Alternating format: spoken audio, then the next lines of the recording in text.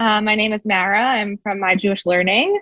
I'm really excited to be joined by Alicia Jo Rabins, so I'll give a more formal introduction in just a moment, but it's nice to see some new and old faces.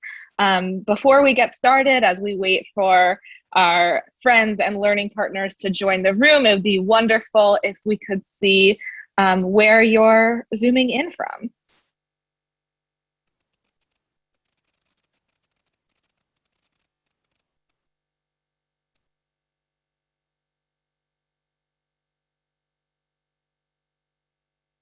Hi, Cecilia. Hi, Cantor Julie. We're all over the place today. That's lovely.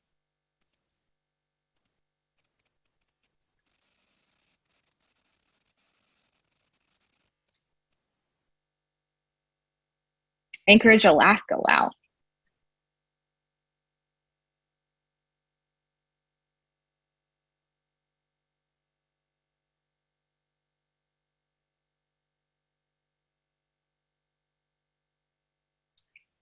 We have a big group today, so it's taking a little bit for everyone to join the room. So thanks all for your patience. And if you are in the mood to tell us where you're from, we'd love to see you in the chat. Des Moines, Iowa, Lexington, Massachusetts. This is great. So thank you all for being here on time. We are really looking forward to our session on Eshet Chayil, Women of Valor with Alicia Jo Rabins. I'm going to share a little bit about Alicia, and then I will kick it over to Alicia. Alicia Jo Rabins is a writer, musician, performer, and Torah teacher whose work has been featured in the New York Times, San Francisco Chronicle, and elsewhere. She is a creator and performer of Girls in Trouble, an indie folk song cycle about women in Torah with an accompanying curriculum. As an author, she has published 2 award-winning poetry collections, and her book about early parenthood through Jewish texts and traditions, Even God Had Bad Parenting Days, will be published by the Bayron House this fall. Most recently, Alicia is the creator and star of the independent feature film A Kaddish for Bernie Madoff, which recently premiered at the Lincoln Center through the NY Jewish Film Festival. So we know that Alicia has a lot of accolades, and we're looking forward to learning with her today. Alicia, I will now give you the floor. Thank you for having me, Mara. Thanks for being here, everyone. The range of weather that I'm imagining across all these locations is extremely broad. And I see, Marsha, that you mentioned that your mother-in-law was a Holocaust survivor, so I just want to honor that since it's Holocaust Remembrance Day around now. And I want to thank everyone for joining me for this just under an hour of spending some time with Eshet Chayil, one of the most famous Jewish poems from our Tanakh, from our holy texts. And I'm going to take 1 second to share my screen. Mara is going to share this PowerPoint in the text in chat as well. And if you have any issues with accessibility or vision, some of these texts might be a little small, but anything important I'm going to say out loud as well. And you're also welcome to download from that link and Zoom on your own now or later. So that's just to make sure that everybody can really experience this equally. But again, I'll say out loud anything that is important. This, just for context, I was invited to present on Eshet Chayil, which is really exciting to me because one of the main things that I work on in my work as an artist and Jewish educator is stories of biblical women. And I have a project called Girls in Trouble, which is a song cycle, kind of indie folk art pop song cycle. And there's 3 albums of Girls in Trouble songs that you can find on Spotify or wherever else you listen to music. And every single song is me researching a character in the original text and rabbinic commentaries and other traditional ways of looking at that character, looking at other artistic interpretations of them over the ages, and then creating my own, where I retell that character's story in the first person with my imagination of what it might have been like to live through that and how it connects to our lives today. So I'm always fascinated by how these really ancient texts relate so intimately to our daily lived experience, that it's not some old, hard to relate to story that's kind of, crusted over and hard to get into. They're actually so alive and so easy to relate to our own lives. And I find a lot of comfort in actually the challenges that these characters face, and the complexity of their stories, and how that reflects the complexity in our own contemporary lives as normal and part of the human journey, instead of some kind of alienated modern problem or some kind of personal weakness. But that this is what it means to be human, is to wrestle with all these issues that the women characters in the Torah wrestle with. And so the Girls in Trouble curriculum, which I'm sharing in a kind of extended form today with you, I added some more text for special for this session on Eshet Chayil. But the curriculum is sort of the educational part of the song cycle, right? So you can listen to the song, but you might be like, what character is this about, and what is she saying? And so I wanted to have a unit around each song in case people wanted to go deep. So Eshet Chayil translates to woman of valor, and it's essentially a love poem or a love song. The word for poem and song is the same in Hebrew. It's shir. So poem, song, we think of them as very different, but in the ancient Hebrew tradition, text is chanted, right? So the line between singing and engaging with words in a poetic way is very blurry, possibly non-existent. A poem is a song, and a song is a poem. So this is kind of a love song, and it's often seen as being about the ideal woman. And we're going to get into like what that means and all that implies for positive and negative in a moment. But just to get us started, I want to leave the chat open for a moment before we temporarily close it. And if this might be shared, so maybe just keep things fairly anonymous, like just use first names maybe, in case people don't want their whole names blasted out. But you can share, if you want, who comes to mind when you think of a woman that you love or admire. And if you want to share a first name and something about that person that you admire, right? And if it's someone like Debbie Friedman, I think it's lovely to share their whole name if they're a public figure. And if you just want to share the attribute that feels that you admire, that's fine too. So we have Debbie Friedman, the beautiful musician, singer, who brought so many texts and traditions and prayers to life. And the attribute of bravery in women, Nika, Ruth Bader Ginsburg, Monica Simpson, Sister Song Reproductive Justice, helping others, Ellen's mother and 3 daughters, sister, Golda Meir, Michelle Obama, Dignity. These are really beautiful. My mother, Eva, Holocaust survivor. My grandma, who took care of 3 kids alone during the Depression. Nechama Leibowitz, wonderful Torah scholar. Bravery, inspiring. Sharon's grandmother taught her to never hate, and grandmothers, yeah. So this is so beautiful. You can keep them coming. This is just such a beautiful calling in of ancestors and sheroes, and a beloved adopted mother. This is really lovely. Okay, welcome, beautiful women, and we thank you for all that you've done to make us who you are, who we are. The prophet Deborah, right? So Devorah, the prophet, another powerful woman. All women. Eddie, I love it. So beautiful. Grandmothers. Okay. And maybe even if you want to think about something, whether or not you are a woman, something that the feminine element in yourself and something that you admire, whatever that means to you. There's no real definition of it, but we can also kind of appreciate that in ourselves. Unconditional love of a grandmother. Lady Gaga. Hello, Lady Gaga. Thanks for joining us spiritually. All right, great. So Mara, you can leave that open while they're still coming, and then as they start to settle down, we'll probably pause the chat for a while we look at the text. And again, this is a little small, so I'm going to read it out loud. If you have any trouble seeing it, I'm going to read every word out loud. So this is the poem that we're talking about. It's from the Book of Proverbs, and it's from chapter 31, verses 10 to 31. So you'll notice it doesn't start at the beginning of the chapter, and we'll see in a few minutes why that is and what's going on there. But first, I just want to read this If we were in a smaller group, I would have us go around and hear everyone's voices. If you want to hear your own voice, please feel free to speak it out into the space that you are. So this is a poem that's this ode to the woman of valor. A woman of valor, who can find? For her worth is far above rubies. Her husband puts his confidence in her and lacks no good thing. She does good to him, never evil, all the days of her life. She seeks wool and flax and works willingly with her hands. She is like a merchant ship, bringing her bread from afar.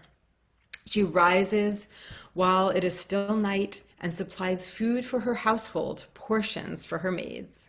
She considers a field and buys it. She plants a vineyard with her own hands. She girds herself with strength and makes her arms strong. She sees that her business thrives. Her lamp never goes out at night.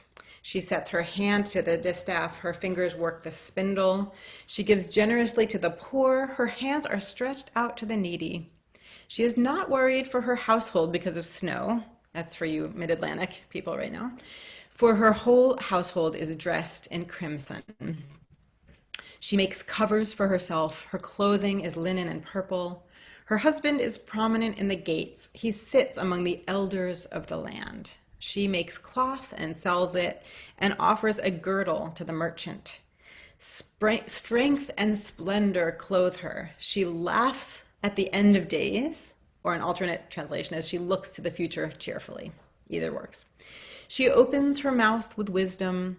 The teaching of kindness is on her tongue. She oversees the activities of her household and never eats the bread of idleness. Her children rise up and call her blessed. Her husband praises her. Many women have done well, but you surpass them all. Grace is deceitful, and beauty is vain. But a woman who fears God, she will be praised. Give her the fruit of her hands, and let her works praise her in the gates. And this is a translation that my collaborator, Rory Michelle Sullivan, and I adapted from the Jewish Publication Society translation. So, I would love to just pause here. And if there's anything that you want to reflect and put in the chat of is there something that you see about this that you like? Is there anything you see about this that you don't like? Is there an image you find beautiful?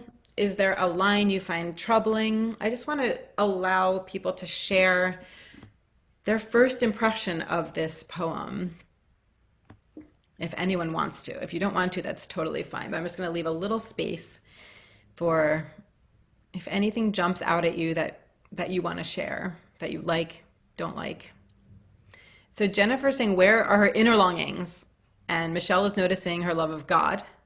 Miriam is noticing how this reflects all the dimensions of what women bring to the world. And Sarah notes that it's about a woman of valor, but there's a lot of discussion about her husband in this poem. And Erica says many beautiful images, but it almost seems that the person who can do all this cannot possibly exist in reality. So it's hard to keep up with this profile, right? Like if this is an ideal woman, what am I, right? Very important question. Okay, iPad4, who I'm sure that's not their real name, says, does she ever get to rest with 4 question marks? Very important question. Praising women. Rabbi Marina says, frustrated by the heterosexual nature, husband, right? So this is from an ancient culture. It's absolutely this heteronormative assumption that there's going to be a woman, she's going to be married to a man, and that it's really centered on motherhood. And so if motherhood is linked to the ideal woman, what does that mean for all the women who can't or decide not to have children? So that's a big problem with this. Andy notices that she's the intelligence behind the throne, but her husband is prominent. Doris says she's very independent. Marty's noticing that it's tied to the household and husband, really limiting. So I'm loving how there's 2 ways of looking at this poem. That's kind of like the main thing that's really coming out here. And that is very true. Somebody who DM'd me said, not a real person. No person can do all of this. I'm just going to cough for 1 second. Pat says, could women actually purchase property in those days? Which I think, that's an interesting thing on this side of, wow, maybe this isn't quite about like a hiding woman who's just doing stuff domestically. There is a lot of out in the world activity. And then Chaya, Lior is saying it also shows how much a woman does behind the scenes. Beautiful note by the O Cavallo Escuro saying, I wonder how it functions for women with chronic illness or anyone who, for whatever reason, can't do this huge number of things, which is really all of us, right? So this woman, Shelley says, this wife, mother, and business owner, is that defining her? And that's not going to apply to all women. Someone's asking about why grace is deceitful, because chen, grace, is a generally good attribute. And I think that this is actually interrogating that a little bit and saying grace, probably physical grace, this is saying we're not going to judge women by their surface, right? By how graceful they are or how beautiful they are. We're going to look inside, right? So would be on the positive side of looking at this. Rabbi Emily says, as a rabbi, it's hard to use this for someone who isn't married or doesn't have kids. Absolutely. And so these are just such wonderful voicing of, again, these two perspectives on this poem, right? It's kind of extreme. Shoshana's pointing out that she has a lot of money. Like, what does that mean in terms of like a class perspective? And Rona says that she read this for her bat mitzvah in 1963 on a Friday service instead of a Haftorah. That's beautiful to share. Thank you. So there's Rabbi Marina says that she finds it powerful for those spouses who recite this to their wives on Shabbat as a way of honoring them. So I do want to mention, some of you already know this and others may not, that the most prominent use of this in terms of Jewish ritual today is that on Friday nights before Shabbat dinner, traditionally, so I'm going to go with like the Orthodox kind of old school tradition is heteronormative and is that there would be a wife and a husband. And so the tradition from that perspective is that the husband recites this prayer, this poem, to his wife before dinner. Traditionally kind of chants it with this beautiful Eshet Chayil mimsa, really beautiful melody. There's different melodies as well, but there's one kind of traditional Ashkenazi one I'm most familiar with. And it's this moment when everything's ready for Shabbat. In many of those families, the woman has done a lot of work to get everybody dressed and to get the food ready and to set the table. And you're sort of at this moment of maximum peace in the house, getting ready to eat this beautiful dinner. And everything pauses, and the husband, again, this is, heteronormative, kind of old school. The husband turns to the wife and sings this kind of long poem, and everybody watches, right? So that's, I did not grow up in an Orthodox house at all, and I did grow up as a feminist. And when I first went to an Orthodox Shabbat dinner when I was about 20, I had no idea what was happening. And I sort of was like, what? This man is suddenly singing to his wife as if it's sort of this love song / concert, because we're all just sitting and watching. And it was very fascinating to me. And it's traditionally seen as really an honoring of the woman's capacity and labor. And now, of course, like for many of us, we don't want to assume that a relationship is going to be a man and a woman. And so there are, there are queer relationships where there might be two women and both, but they're still honoring this tradition by saying this to each other. There's all kinds of different ways of updating that tradition, but it is a very active tradition. It's also often recited at a funeral of a woman. So there are these two really heightened moments, one of sort of love and family togetherness on Friday night, weekly, and one of grief and honoring the life that has now ended of a beloved person. And you're like at the gravesite reciting this. Oh my gosh. Okay, so there are 38 new messages. I'm not going to be able to read them all, but please feel free to interact with them. And I think that every single one is pulling out something in this that there's so much in here. And it does kind of go back to these two central perspectives. One is how wonderful to honor a woman for being capable and showing up and all of the unseen labor that happens, right? To say, I see that this dinner did not magically get made. Let's just say she's cooking. I know that's not, half the time that's not the case in my house, but let's just say I see all the work you're doing to care for the children and the work out in the world, right? agricultural work, business work, financial work. It's not like, thanks for hiding in the house and keeping that running so the husband, or so the husband can be out in the world, right? So that's the positive perspective of honoring the capability and capacity of this woman. And then there's that totally other lens on this, which is there's so many ways of looking at it in a challenging way, right? And there's so many different problems that arise from this of like, first of all, who defines what it means to be a woman of valor, right? Like theoretically it's men writing this text. So why are men defining women's value or valor? For so many, no woman can do all of this. And there are so many reasons that all kinds of women have specific situations that don't align with this. So if this poem is going to say, this is the ultimate kind of platonic ideal of a woman, pretty much actually every real life woman is shut out from full love and full approval, right? So that would be, and for all different reasons, and all of the kind of gender politics around it, and the assuming that it's a heterosexual relationship, and assuming what the power dynamic in that relationship is, that's the problematic side. So I'm going to just show you the Hebrew for a moment. We're not going to read it, but I do want to show you. If you don't know Hebrew, that's totally fine. But if you know the alphabet, I don't know if you can see my cursor, but I'm circling. Can you see my cursor? Okay, good. So this is Aleph, the first letter of the alphabet. This is Bet. This is Gimel. This is Dalet. So this poem is what's called an acrostic in the, English poetry tradition, but it's much older than the English poetry tradition. And so it is literally written with each of the letters of the Hebrew alphabet starting the next line. And so some people see this kind of poem that really includes the entire alphabet in it as being some kind of like gesturing towards comprehensiveness, right? So maybe no one single person could contain all this. Maybe this is sort of the broadest possible description of what this ancient poet thought like the feminine can contain.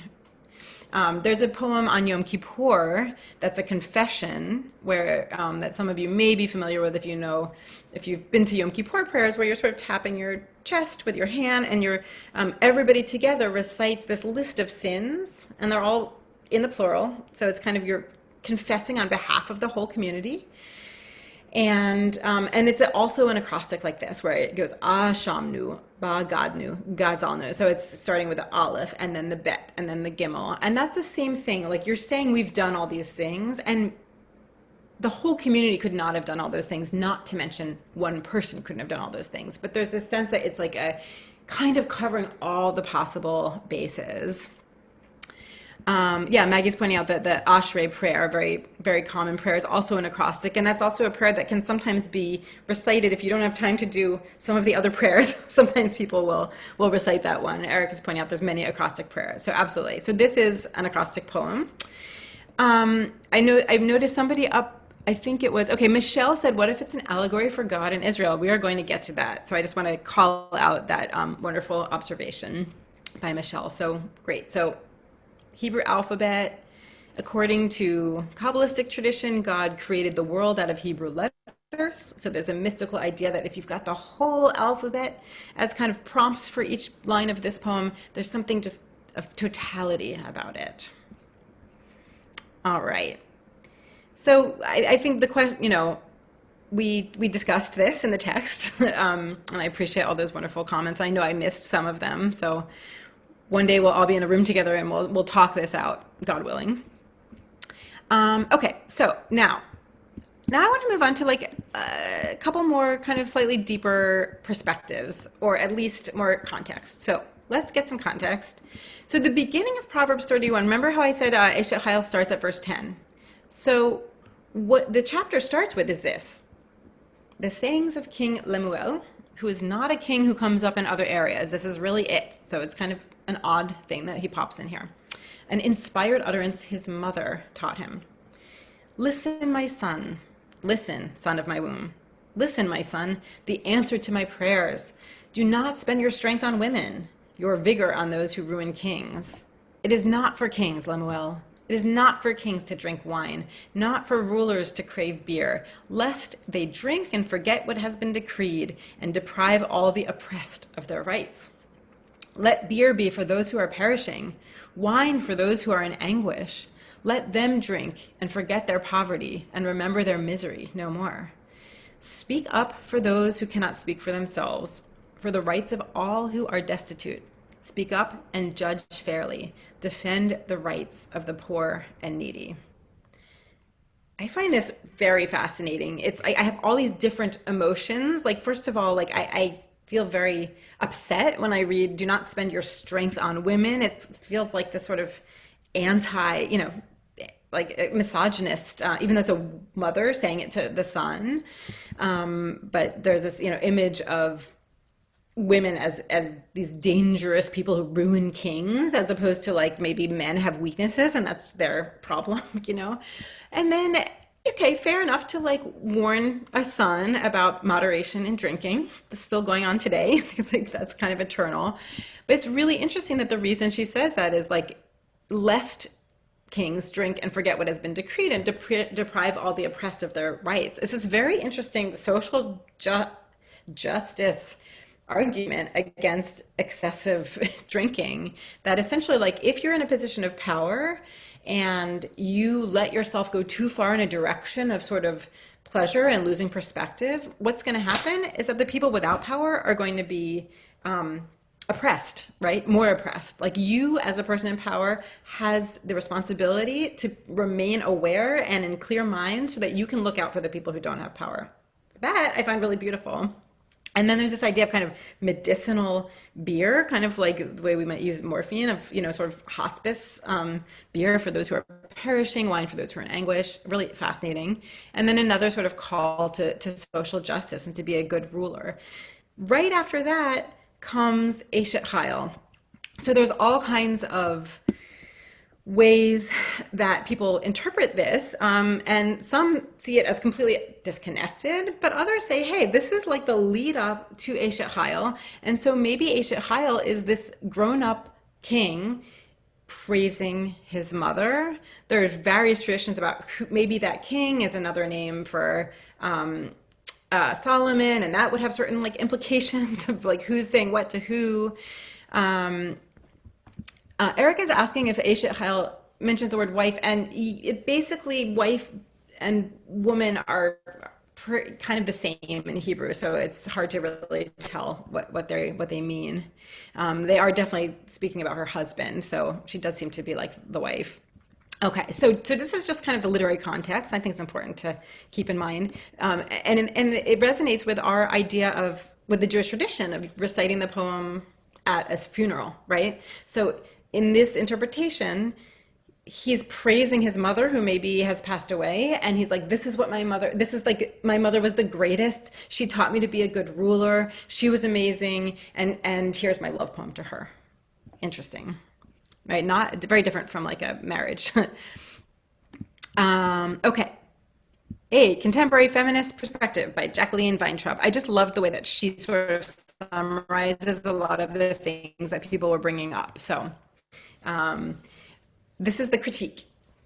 By painting a picture of a perpetually perfect housewife, Proverbs 31 sets unreasonable androcentric, right, like man-centered expectations for real women, offending the sensibilities of a post-Betty Crocker, Betty Draper for Mad Men, and Betty Friedan world. I like what she did there. One could even go further and point out that the poem outlines an asymmetrical division of labor. While the woman does everything for the home, including running the business aspects of it and acquiring real estate, which a lot of people in the chat noticed, traditional male activities, her husband, a man renowned at the city gates, does little more than accumulate social capital from all her toil and ingenuity as he takes his seat among the elders of the land. So that's, I think, a very well stated critique of, a feminist critique, right, of this poem. And now we're going to go to some sort of more metaphorical ones. And again, this is small text, so I apologize for that, but I will read it out loud. Sarah just DM'd me and asked if I could send the text of Proverbs 31. It should be pretty easy to look up on your browser, but also maybe Mara, if you want to paste that link in the chat again about where people can download this entire thing, this entire PowerPoint, because then they can scroll in their own time to look back and forth. Yeah, you're welcome to. So, okay, we're working towards that point that I'm sorry, I forget the name of the person who made this point, but that maybe it's Torah, maybe it's God, right? So here we get to Rashi, who's one of the most famous Jewish rabbinic commentators. He's not from the early rabbinic era. He's from 1040 to 1105 was his dates. He lived in France. He owned a vineyard, it seems. So it's interesting, like sometimes when we think of like a rabbi 1,000 years ago, we don't necessarily think of a vineyard in France. I kind of love that that was like his day job or his family business or whatever it was. But in addition to doing whatever he did on this vineyard, or maybe his wife did, because who knows, he made a commentary of the entire Torah and a lot of the Talmud. And a lot of what he was doing was actually kind of going into previous rabbinic commentaries and linking the most important, crucial ones to certain lines of the Torah. So sometimes he's actually creating it. Sometimes he's just kind of bringing other rabbis' interpretations. But he's a very important commentator. And he reads this entire poem as an allegory for Torah. So it's not a wife. It's not an ideal woman. It has nothing to do with, you know, you and me and women and mothers and wives. It's about Torah. And here's how he does that. A woman of valor, he says, this is the Torah, which, by the way, is feminine in Hebrew, right? So that does have a link there. Who can find, right? That's still that first line. Fortunate is he or she or they who merits to find the Torah. Like it's you're lucky if you find Torah. So he lacks no gain, was another line of the poem. So anyone who studies it eats the fruit of Torah in this world and the next. So that's a rabbinic idea that when you're studying Torah, you get joy from it now and you get benefit in the world to come, which is this sort of kind of vague idea of a kind of post this life world. She seeks wool and flax. So how's that the Torah?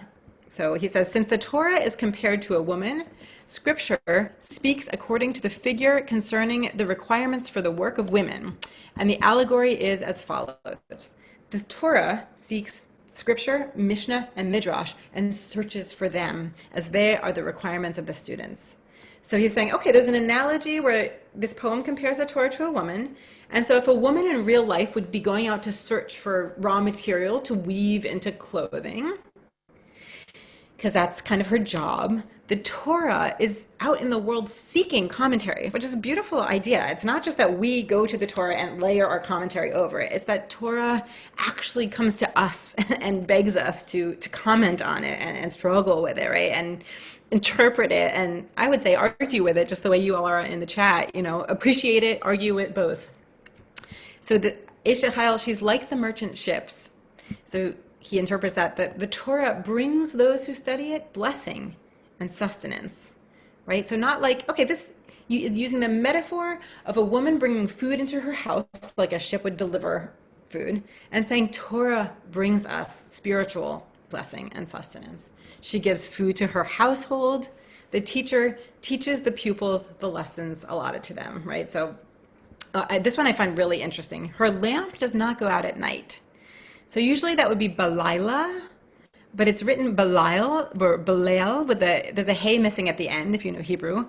And so what he's saying about that missing hay at the end is that refers to Leil Shomrim, the night of the plague of the firstborn, which is also written without a hay in Torah, when the Egyptians had got the plague of killing the firstborn, and the Israelites were protected.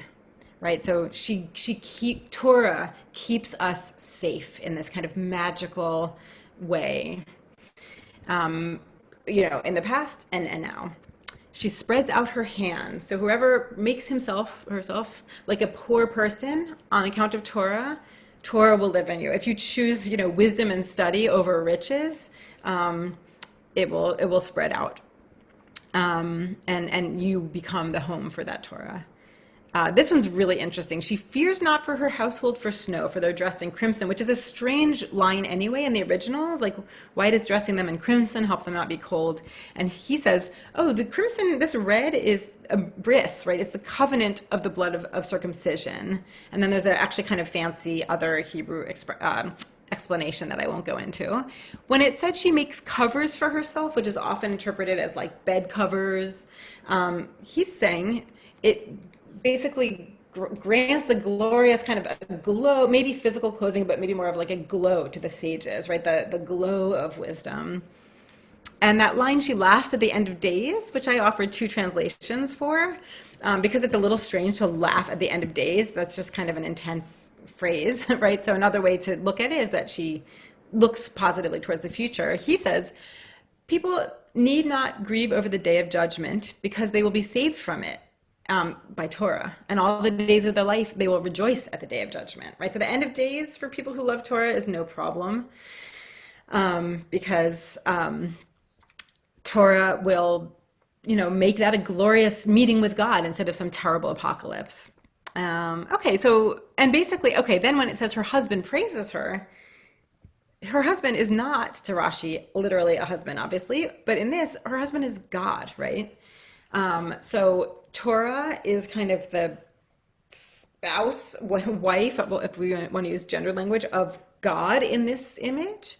And this whole love poem would be kind of like God singing to Torah, kind of the way that on an earthly reflection in a traditional Orthodox household, the husband would be singing to the wife.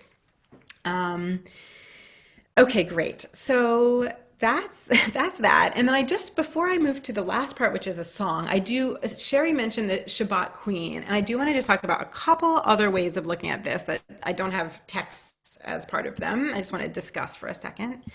So one is that some mystics, some of the mystical Jewish scholars saw this as a song to the feminine element of God, God's self, right? Shekhinah is often the name for this. So it's the feminine divine.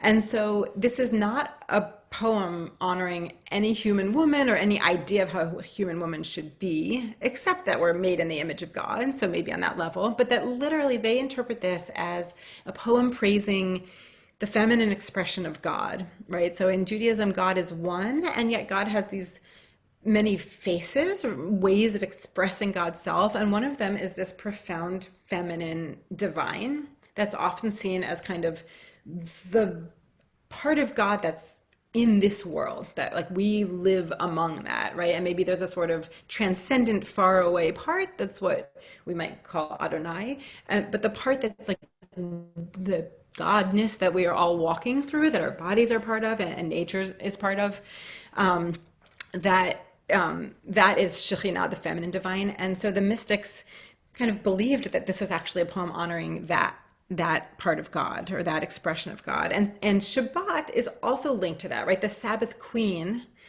there's an idea that on Friday night when Shabbat begins and it's kind of this like quiet, peaceful time, there's literally this entrance of the Shabbat queen, and we actually turn around in prayers towards the back of the synagogue and bow as we imagine this presence coming in, and we sing Boi Kala, like come bride, come queen, in the prayer of Lecha Dodi. And so the idea of a bride, a queen, a feminine presence on earth of God, is all linked in this poem by the Kabbalists, and that people think that might be why the tradition of singing this on Friday nights began. So, I mean, it's kind of like this cosmic idea of we are made in the image of God, and so we are honoring the feminine divine, and we're also honoring the feminine human, right? And as part of that, I also just want to broaden out a little bit and say that to say, the woman is also, can be a very beautiful word and can be a very limiting word. And if we're talking about the feminine, that can be a very different thing. So as I said at the beginning, like the feminine whatever that means. And I don't have a definition for it. And as one of my teachers once said, she said, I would probably argue against any specific definition of the feminine. Yet, like, if that can be something that is within all of us, men, women, non-binary people, and that this can be a way of honoring and appreciating the power and generosity in that impulse, I think that can kind of counter some of the problems with the idea of having, like, there is an ideal woman and you are either that or you're not, and it's very literal, and it's like you have to check off all these boxes to be the ideal woman. So I just want to kind of offer that. Somebody just DM'd and said, if one doesn't know meaning, I'm not sure what that DM means about, is there a substitute or better not to say this, but I will say this is, it's sacred text, but we wrestle with our sacred texts. And so the idea is not that you have to agree with every single word to say it. I think in Judaism, there's often a sense of like, we're allowed to disagree with our sacred texts. We're encouraged to debate, and they contain many, many meanings. And some of the stories in Genesis are really objectively what people are doing to each other is perhaps awful in some moments. And some of the behaviors of the character of God in the Torah are very problematic as well. So, there's this kind of beautiful gray area beyond the black and white where we can sit with this poem and we can love it, or decide that we don't want to recite it, or decide we want to recite it but hold in our minds that there's parts of it that we disagree with, or rewrite the meaning to make sense. And so that brings us to my last thing that I want to do today, which is to share this song. So this is my song from, as I was mentioning at the beginning, the Girls in Trouble song cycle. And I'm going to play it for you, and you can see the lyrics on the screen. I'm playing it solo, but if you listen to it on Spotify or Apple Music or whatever, it's a full band kind of bluegrassy arrangement. And I do want to just give credit that when I came to write this song, I decided to take a traditional American melody, which is actually really a song that a woman, a very poor woman in the South was singing one day when some folk music collectors with recordings in the early 20th century were traveling around collecting folk music. And they didn't know, all they knew was that she said her name was Dink. They never found out who she was or anything about her, but it was this really beautiful, sad song that just gave the sense of her having this incredible beauty inside and a lot of suffering. It became kind of a famous folk song after that because they had collected it and people started to cover it. And in the movie Inside Llewyn Davis, you might recognize the melody if you know that movie, which is about a folk singer. He sings it in that.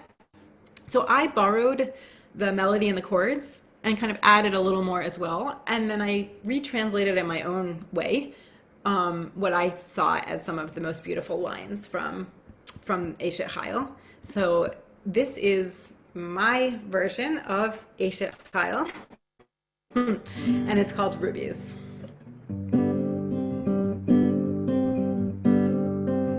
Like a merchant ship, strong and wide, golden oranges deep inside, more than rubies, more than pearls, the one I love. With purple silk and tapestry, she weaves a blanket to cover me, more than rubies, more than pearls, the one I love.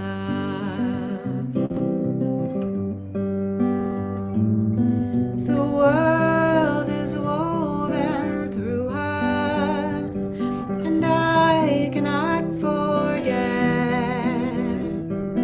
how her fingers hold the thread.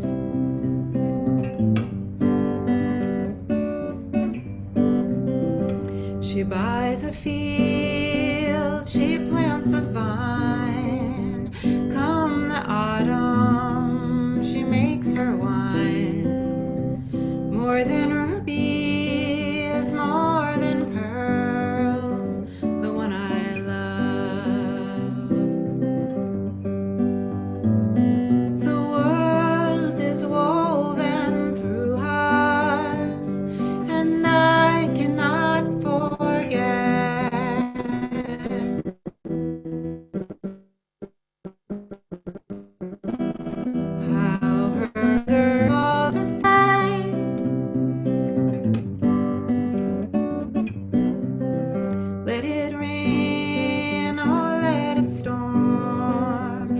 keeps her babies safe and warm.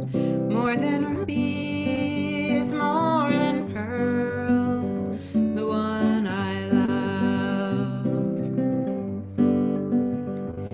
Grace can lie and beauty's vain. Oh, but she calls me by my name. More than rubies, more than pearls, the one I love. The world is woven through us. I swear I won't forget how her fingers hold the thread.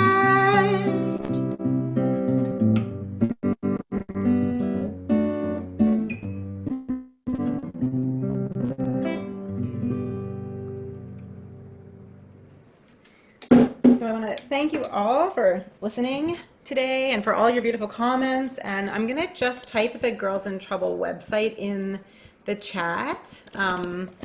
Girls in Trouble music. Don't forget the music or you end up in unsavory corners of the internet. And so if you want to hear more biblical women's songs or look at some of the curriculum, that's all on there. And I just want to close by saying two quick things. One, I saw that somebody asked about the author, and we don't know historically who the author of these texts are. You know, it's too old. We just don't know. It's attributed to Solomon sometimes, but we don't know. And the other thing I want to say is that my intention with this text and spending this hour with you is that we can use this poem as a way to appreciate ourselves and those around us, and kind of reject the use of this poem and song to judge or belittle or criticize any part of ourselves. So whatever it means for you to take this as a poem encouraging self-love and appreciation of those around us, I just want to be really clear that I think that I feel that behind this poem. I don't feel this poem to be a preachy poem of like, you better be like this or else. I feel like there's an energy of appreciation and love. And so I just invite all of us to find a way to interact with it in that way. I'm so grateful for all of your participation, and I'm easy to find online. So if anyone wants to send me a message, if you want to clarify something, feel free. Thank you so much, Alicia. What a beautiful note to end on. And I want to make sure that you have time to add your link to the chat, because I'm not seeing that quite yet. Okay. But you are getting lots of wonderful feedback, and I know even despite Zoom concert complications, everyone really enjoyed you sharing your music with us. There you go. Great. Thank you so much, everyone, and we hope you have a wonderful day. Bye.